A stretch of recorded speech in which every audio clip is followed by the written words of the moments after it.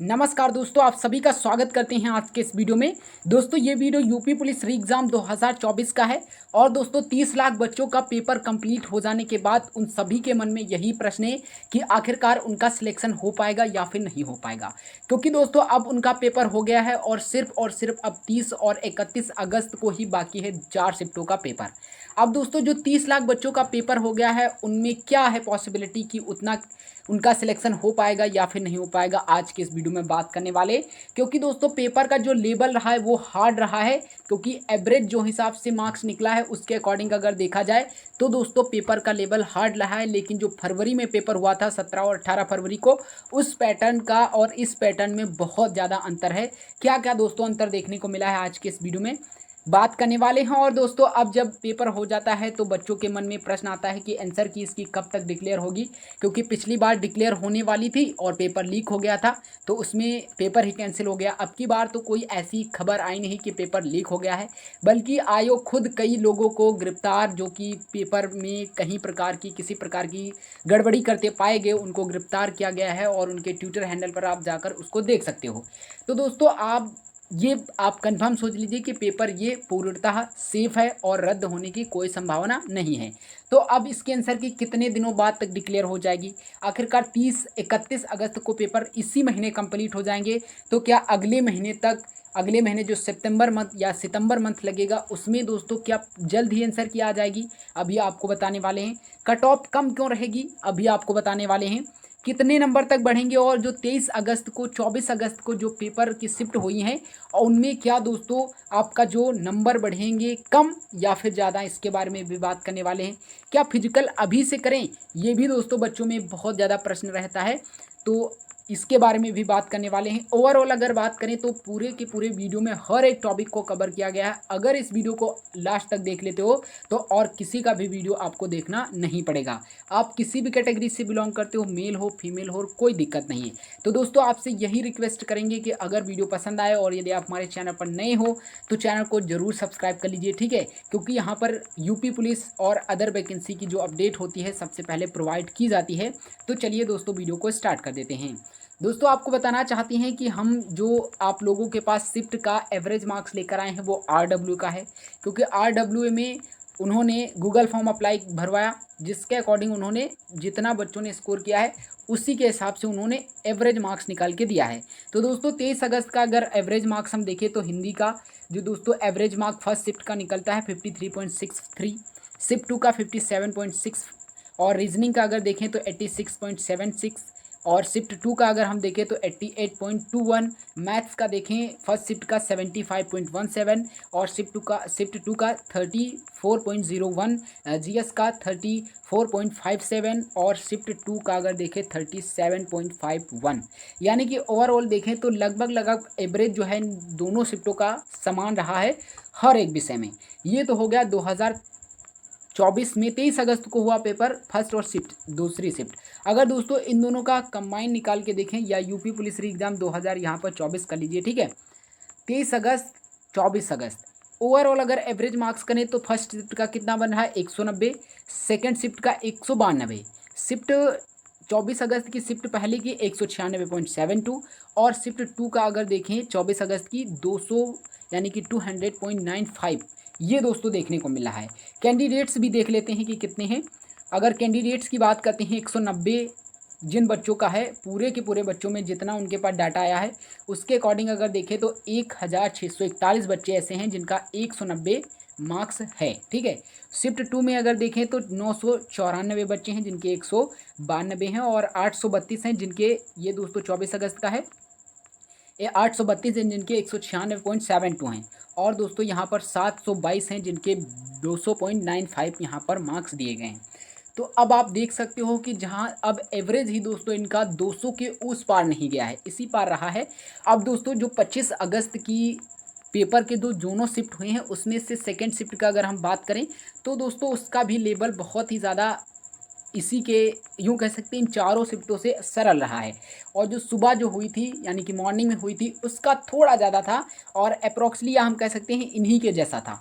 लेकिन जो सेकंड हुई है वो थोड़ी ज़्यादा सरल है।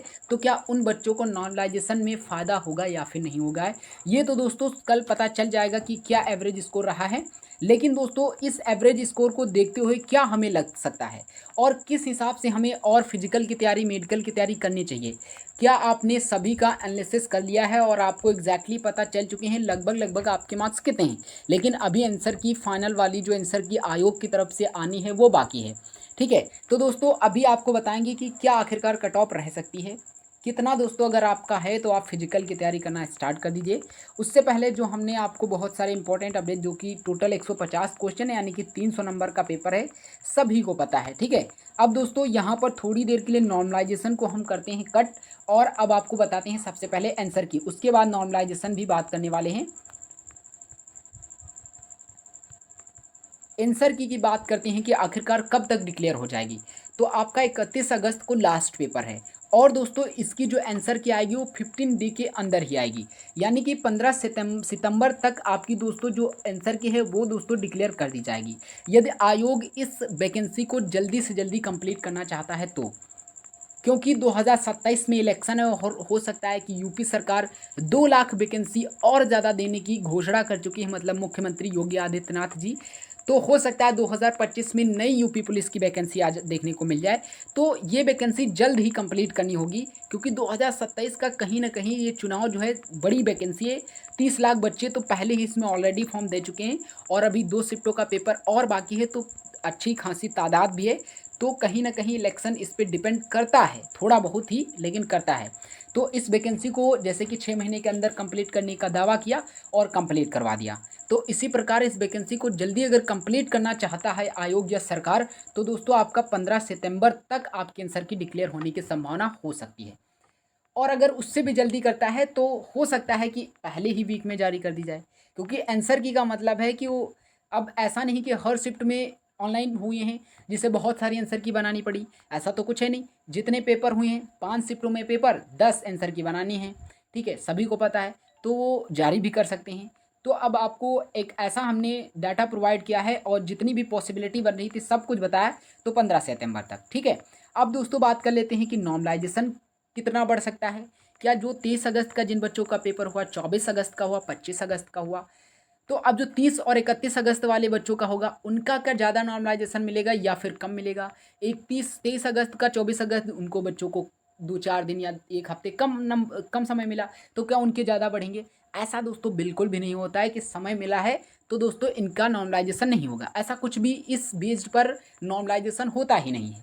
किस बेस पर होता है, वो होता है क्वेश्चंस के ऊपर, कितना ज़्यादा हार्ड क्वेश्चन हुआ, एवरेज शिफ्ट कितने मतलब क्वेश्चनों या फिर नंबर की रही, इसके अकॉर्डिंग होता है। ये दोस्तों इसका आंकड़ा होता है। ऐसा नहीं कि ज़्यादा समय मिल गया तो इनको ज़्यादा कम नॉर्मलाइजेशन मिलेगा, कम समय मिला तो इनको ज़्यादा नॉर्मलाइजेशन मिलेगा, ऐसा कुछ भी नहीं होता है। ठीक है, जो शिफ्ट ज़्यादा हार्ड होगी उसको नॉर्मलाइजेशन में फ़ायदा हो सकता है, जो थोड़ी ईजी होगी उसको दोस्तों कम हो सकता है। बस यही फंडा है यहाँ पर।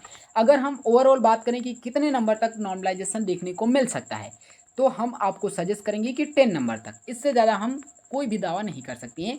और ये भी दोस्तों 100% दावा सत्य नहीं हो सकता है, कम भी हो सकते हैं और ज़्यादा भी हो सकते हैं। लेकिन एक अगर आप हमसे पूछोगे कितने नंबर तक बढ़ सकते हैं तो हम आपको यही सजेस्ट करेंगे। ठीक है, अब एक और प्रश्न है बच्चों का, क्या अब फिजिकल अभी से करना स्टार्ट करना चाहिए। हाँ दोस्तों, अभी से आपको फिजिकल करना स्टार्ट कर देना चाहिए। क्या दिक्कत है आपको। अब आपके स्टेट में कोई वैकेंसी ऑलमोस्ट मुझे लगता है जो यूपी पुलिस की तैयारी कर रहा है उसके लिए तो अब ज़्यादा वैकेंसीज़ नहीं हैं।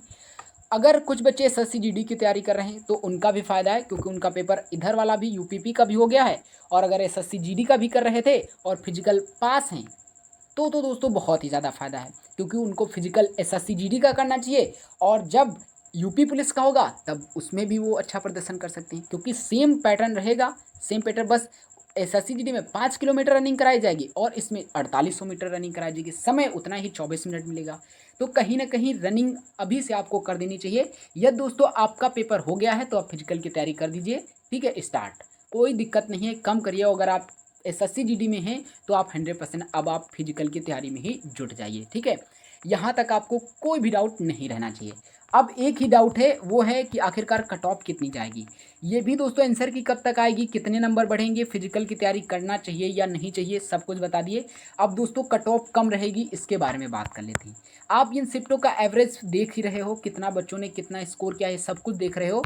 तो अब हमें बताने में कोई संकोच नहीं होगा कि आप सब कुछ जान गए हो। कट ऑफ जो बताएंगे उससे के आसपास दोस्तों आपकी देखने को मिल सकती है। ओके, अगर यूआर कैंडिडेट की बात करते हैं तो अगर ज़्यादा से ज़्यादा इनकी कट ऑफ फाइनल देखने को मिलेगी तो 215 या 220 के बीच में देखने को मिल सकती है। ठीक है, 215 से 220 के बीच में। ओके, ओबीसी की अगर बात करते हैं तो 210 के आसपास। ठीक है, 210 के आसपास फाइनल की बात करें, फिजिकल विजिकल की बात नहीं करें, फाइनल की बात करें। एससी कैंडिडेट की अगर ज़्यादा से ज़्यादा जाएगी तो 200, नहीं तो 190 या 200 के बीच में ही इनकी कट ऑफ रह सकती है, क्योंकि इससे ज़्यादा कट ऑफ देखने को मिलेगी नहीं। ठीक है, 200, 190 से लेकर 200 के बीच में रह सकती है। वहीं एसटी कैंडिडेट की अगर हम बात करें तो 180 ये भी बहुत ज़्यादा हो सकते हैं, और 185। अब दोस्तों इतना तो बताना ज़रूरी है, ठीक है, क्योंकि अगर इससे कम चली गई या फिर इससे ज़्यादा चली जाती है तो बच्चे बहुत ज़्यादा आरोप लगाने लगते हैं कि आपने गलत कट ऑफ बताई। तो दोस्तों अगर आपके इतने मार्क्स आ जाते हैं और अगर आपने पेपर दे दिया है और आपने एनालिसिस किया है तो लग रहा है कि आपके इतने नंबर तक आ रहे हैं, तो आप फिजिकल की तैयारी अच्छे से भी करते रहिएगा। और इससे कम भी है तब भी अपनी होप मत खोइएगा, क्योंकि अभी जो नॉर्मलाइजेशन बाकी है, नॉर्मलाइजेशन के ज़रिए किसी को भी सिलेक्शन मिल सकता है, किसी को सिलेक्शन घट भी सकता है, क्योंकि नॉर्मलाइजेशन का मतलब ये नहीं कि ऑलवेज इंक्रीज, घटेंगे भी, सभी को पता होना चाहिए। ठीक है, अगर आप फीमेल हो तो 10 मार्क्स तक कम कर लीजिएगा। और दोस्तों अगर वीडियो पसंद आया हो और ये एनालिसिस आपको अच्छा लगा हो तो ज़रूर चैनल को सब्सक्राइब करिए, इस वीडियो को अपने दोस्तों के पास ज़रूर शेयर करिएगा। ठीक है, ताकि उनको भी इस इन्फॉर्मेटिव वीडियो के बारे में पता चल सके। तो चलिए दोस्तों, मिलते हैं नेक्स्ट वीडियो में, तब तक के लिए जय हिंद, वंदे मातरम।